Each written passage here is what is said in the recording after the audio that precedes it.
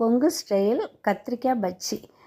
Coimbatore side கத்திரிக்காய் பஜ்ஜின்னு சொல்லுவாங்க. நம்ம சைடு இங்கே சிதம்பரம், கும்பகோணம், திருவாரூர் சைடெல்லாம் கத்திரிக்காய் கொத்துன்னு சொல்லுவாங்க. அதே ஒவ்வொரு ஊருக்கு ஒவ்வொரு பேரும் மாற்றி இருக்கும். அதே சமயம் இன்க்ரீடியன்ஸும் கொஞ்சம் டிஃப்ரெண்ட்டாக இருக்கும். இதுக்கு ஒரு 6 கத்திரிக்காய் எடுத்து வச்சுருக்கேன். பெரிய வெங்காயம் 2, ஒரு 5-6 பல் பூண்டு, 2 பச்சை மிளகாய், இதை போட்டு 2 ஸ்பூன் எண்ணெய் ஊற்றி வதக்கிக்கணும். அதோட கத்திரிக்காய் ஒரு 4-5 கத்திரிக்காயை கட் பண்ணி அதையும் நல்லா 2 நிமிஷம் வதங்கணும்.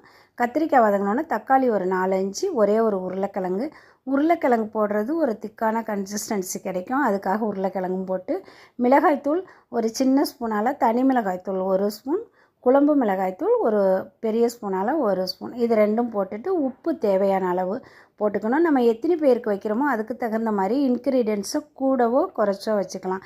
இப்போ ஒரு 6-7 பேருக்கு வைக்கணுன்னா கத்திரிக்காய் நல்லா ஒரு 10 கூட வச்சுக்கலாம்.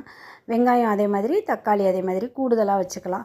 இப்போ நாங்கள் ஒரு 3 பேர் 4 பேருக்கு தான் வைக்கிறோம், அதனால் இந்த அளவு எடுத்திருக்கேன். இப்போ இது நல்லா மூடி போட்டு 3 விசில் வந்த பிறகு நல்லா குலைவாக வெந்துடுது.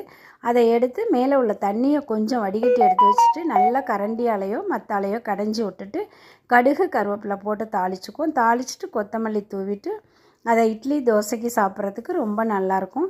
இதே மாதிரி செஞ்சு பாருங்கள். பிடிச்சிருந்தால் லைக் பண்ணுங்கள், ஷேர் பண்ணுங்கள், கமெண்ட் பண்ணுங்கள். இது மாதிரி இன்னும் வீடியோஸ் பார்க்குறதுக்கு ஃபீனிக்ஸ் பெண்கள் யூடியூப் சேனலை சப்ஸ்கிரைப் பண்ணி வச்சுக்கோங்க. தேங்க்யூ.